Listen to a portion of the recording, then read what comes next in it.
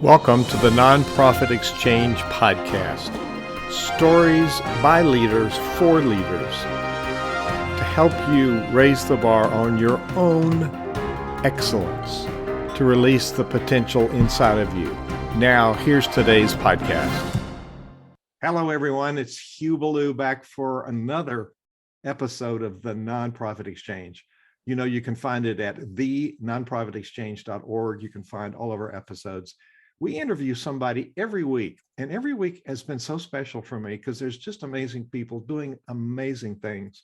And today is an episode like we've not had before. It's to stimulate our thinking, open our eyes, and to be aware of things that are right around us. So Professor Tory Lucas, dear friend of mine, lives in the same town, is doing amazing work as a professor at Liberty. He's a professor of law. So Tory, tell people about who you are and why do you have a passion for today's topic, dissing ability?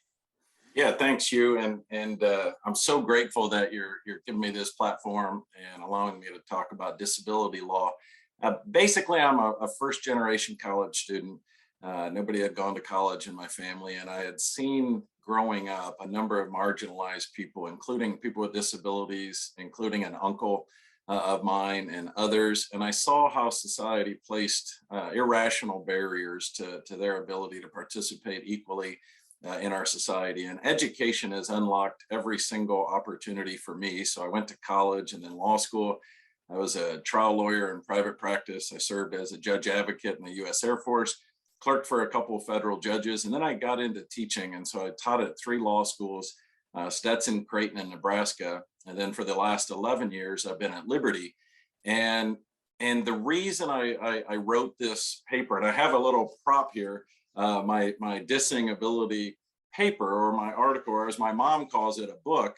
The reason I wrote it, it was my entire worldview over my entire lifetime that America had created a false construct on people with disabilities. So I wrote this article called Dissing Ability as a prescription to change the vision of Americans, to stop looking at disability and start looking at ability. So the name of the article, Dissing Ability, means that if you focus on disability, you actually disrespect ability. And so disability focuses, my vision is that we focus on the ability side and not the disability side. And I've heard you speak recently at my Rotary Club, and I was astounded. I know some about this thanks to one of my friends that's watching this today, Daniel Hodges. Has taught me a lot that I just didn't know before. So what are some of the things that we do and we don't know that we do them? And I think mostly we ignore people and we don't know what to do, but we're uncomfortable. So what are some of the things that we don't know that we should know about people with different abilities?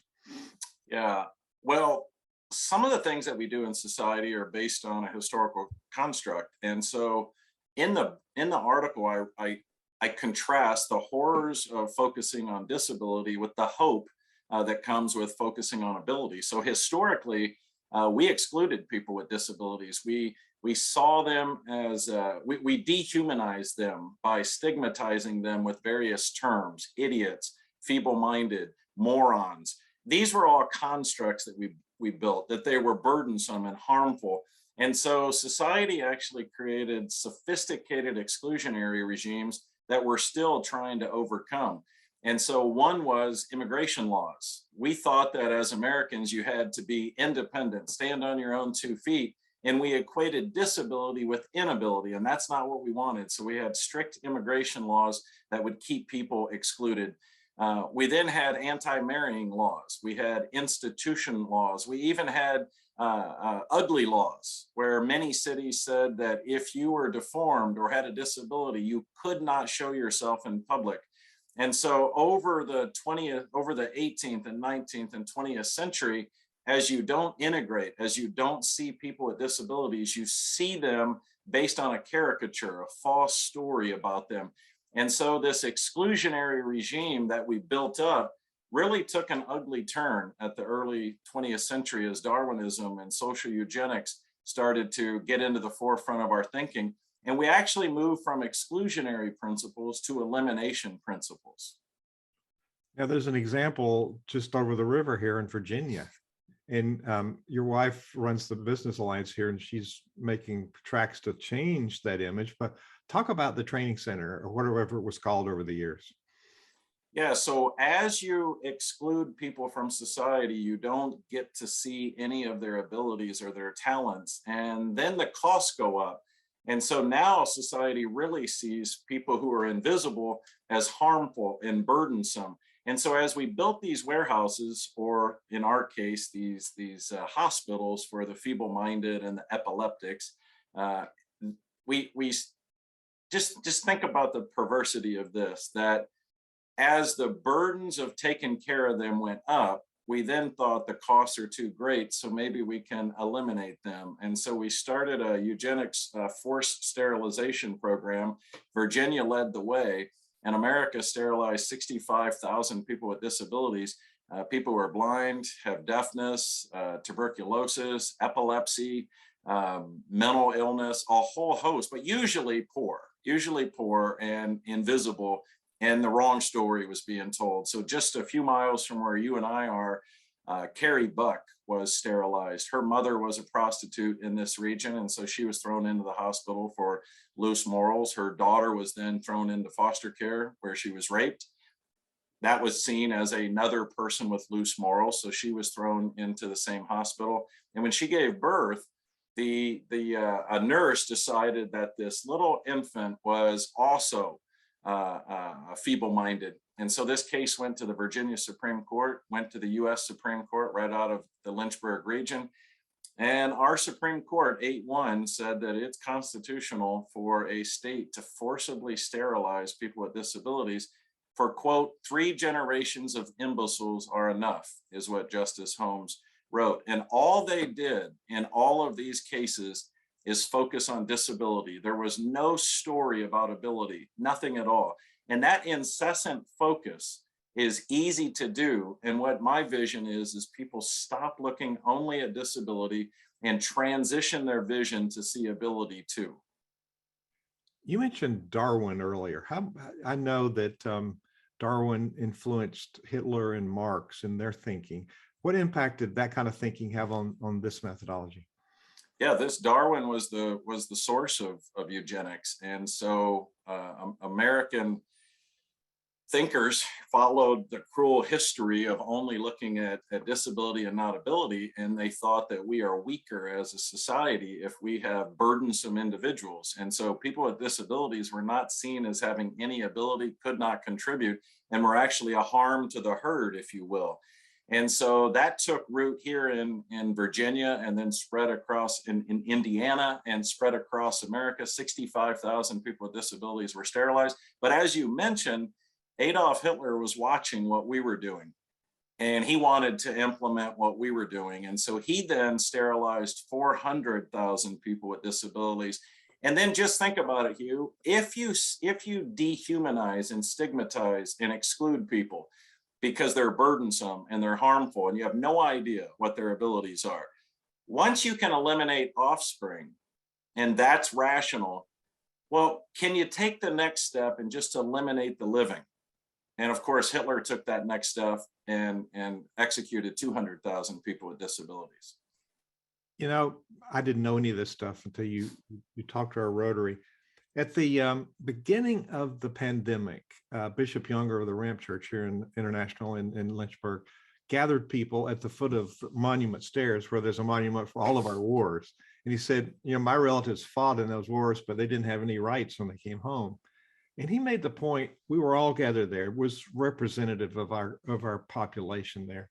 And he said, we aren't the generation that caused this. We're the generation that can heal this. So looking at it through that lens, how do we in this generation heal some of these problems? Yeah, I was at that event as well. That was a really great evening. I love Bishop Younger and the Ramp Church. I think it goes to, well, on that topic, it was race. And race is another false construct. So America created this perverse construct that Black people were somehow less than white people. And so we created a disability, if you will, by looking at the wrong thing and mistelling people's story. And so all these false and perverse and irrational and bigoted constructs that we build based on false stereotypes have to be dismantled brick by brick. And it doesn't matter if it deals with sex or if it deals with race or if it deals with disability. It's a perverse construct when you mistell somebody's story. You're looking over here at what you think their story is. That's not their story. The story is on the opposite side. And so for me, the only reason I'm on this show today is if we can get some of your viewers and listeners, when they see a disability, if they can just pause and stop and don't equate that with inability, and then look for the ability side. I'll give you a vision test. I did this at the Rotary Club, and we'll do it for everybody. Do you think that a person without a right hand can pitch in Major League Baseball? Well, Jim Abbott, of course, did, and he didn't have a right hand. Do you think that a person who's never kicked a football and has never played football can be a kicking coach in the NFL? Well, Doug Blevins for the Miami Dolphins was just that, a world-class coach. If you focus on disability, you're going to disability. Look at the ability side. Do you think that a president has to stand and walk?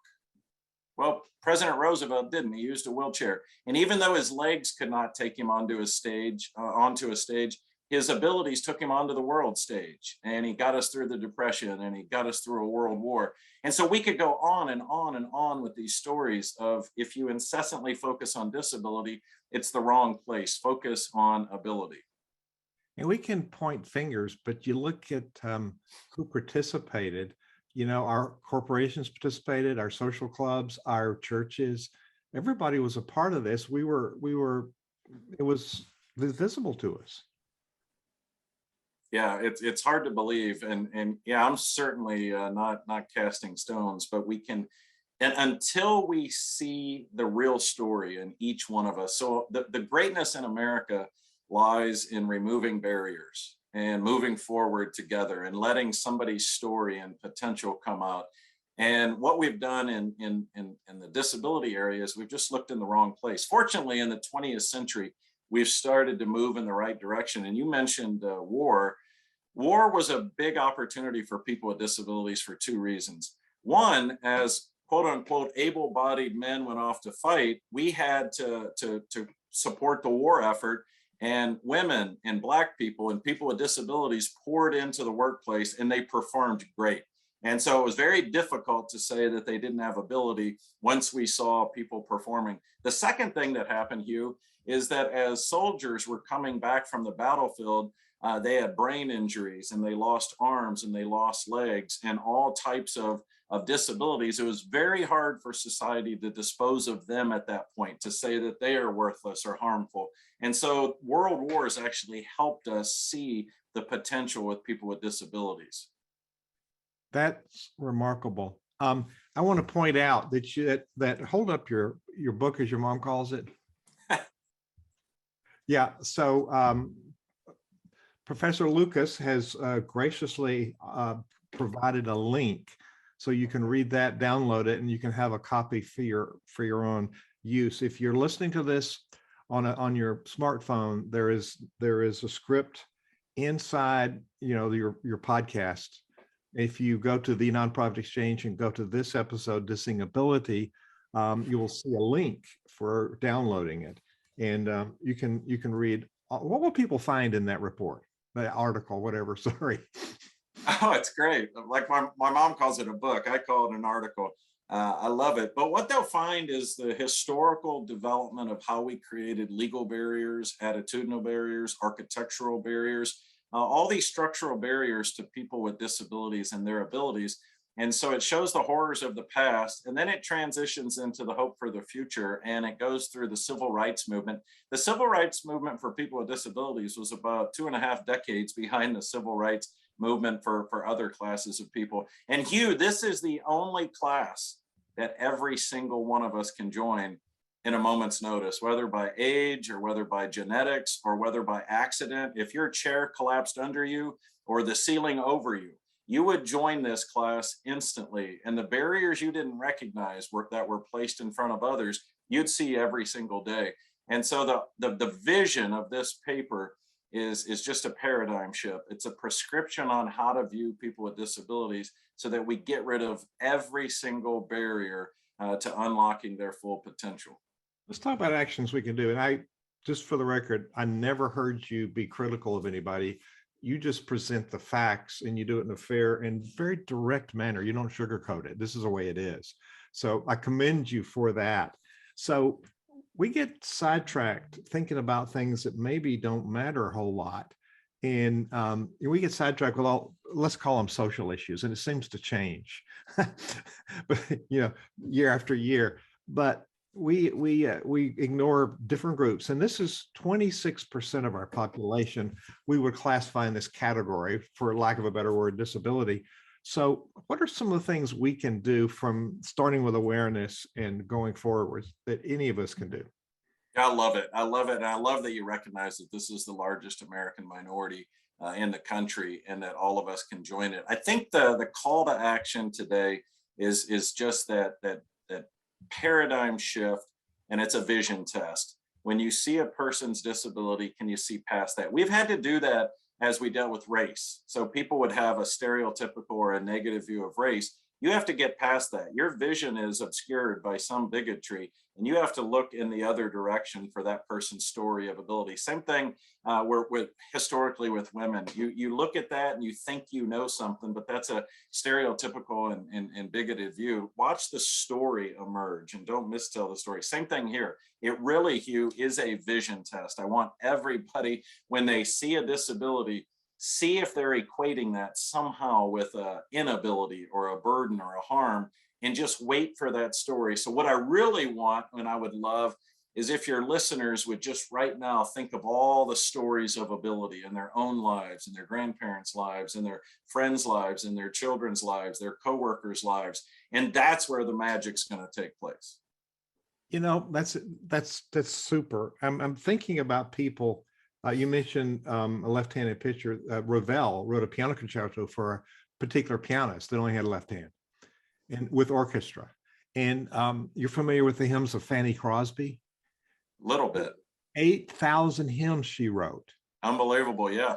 She was blind from the doctor put the wrong drops in her eyes, and so she never could see when she was born.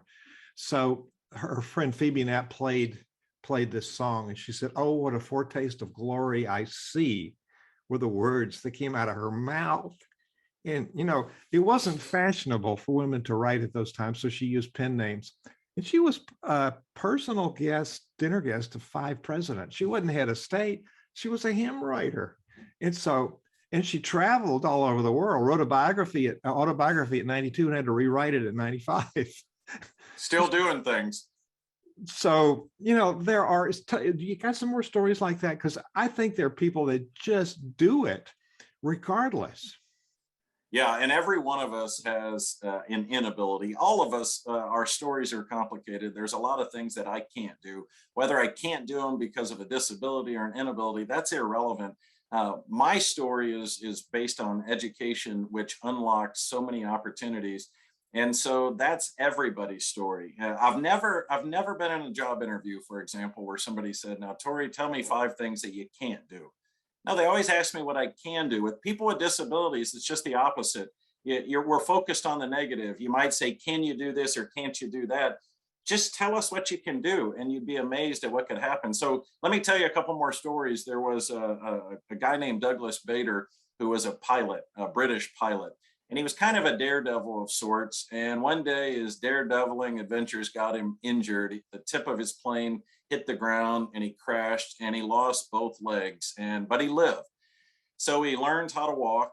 He learned how to dance. He learned how to play golf. And then the World War II started and he wanted to fly. And the Royal Air Force said, "If you're a pilot, you have to have 2 legs." And Douglas Bader said, "I'm a pilot regardless of whether I have my legs." And they kept saying, "No, you don't have the ability. No, you don't have the ability."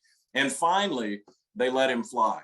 and he had prosthetic 10 legs. And when he was in the war, he was a flying ace, so he certainly could fly, even though he didn't have 2 legs like everyone else. And then he was shot down, Hugh. And as he's stuck in the aircraft, his legs are stuck. He actually gets out because he had disposable legs. So any other pilot would have died in that crash. Only a pilot with no legs would have lived.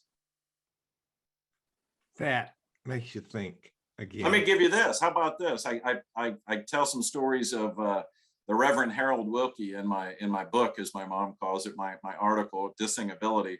And Reverend Wilkie was born with no arms. And when his mother was carrying Reverend Wilkie or Harold Wilkie in the store, a woman said, "I heard the church bells toll the death of an infant, and I hope that it was your kid." And the mom was taken aback by that and said, "No, life is better. He can live." And then a few years later, the mother was with a friend, and young Harold was on the floor without a shirt, and his mother put the shirt right next to him. And Harold was trying to put that shirt on without arms, and it wasn't easy. And the mother's friend said, "Would you help that kid?" And the mother said, "I am helping him. He can put that shirt on. You just see his disability. He has the ability to put that shirt on." Harold learned how to drive. He drove his family across America with no arms and a vacation just like any of us would. He wanted to become a preacher. And in his tradition, there was infant baptism. And they said, well, you have to have 2 arms in order to baptize, hold the baby, and then take the drops of water and put it on to the baby's head. And Harold said, again, you're focused on my disability. He says, I have the ability to do baptism. And so he reached down and kissed the water and then kissed the child's forehead with the 3 ecclesiastically pure drops, which is probably a more intimate baptism than a person who has hands. Reverend Wilkie gave a prayer at the signing of the Americans with Disabilities Act of 1990. It was the first time there had ever been a prayer at a bill signing. 3,000 people showed up for that. No bill signing in the history of America has ever had that many people, and there probably never will be. And why is that, Hugh? Because these people were invisible. They were excluded. Their stories weren't told. And so, of course, they were going to come out. So how can we, as a member of any institution, be an advocate for this? Because I still think we have a long way to go to be more inclusive. It ought to be part of the company, church, or whatever organization's policy of inclusivity.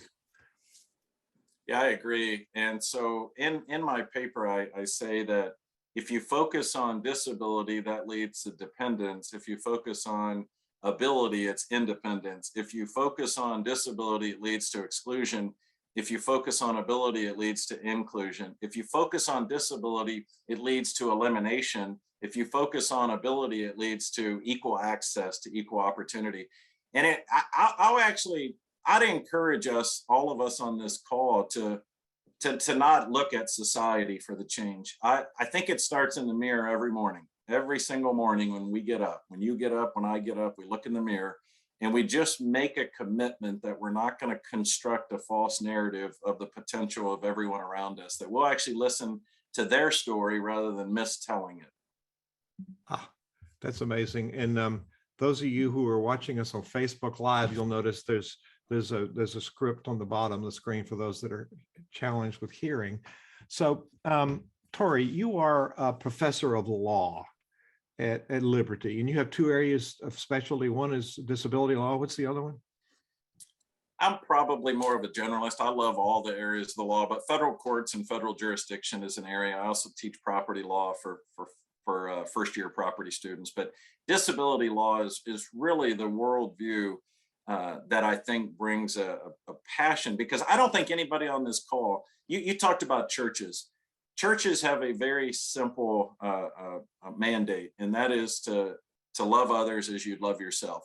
And so the golden rule is in all major religions, and it is at the heart of what America is supposed to do.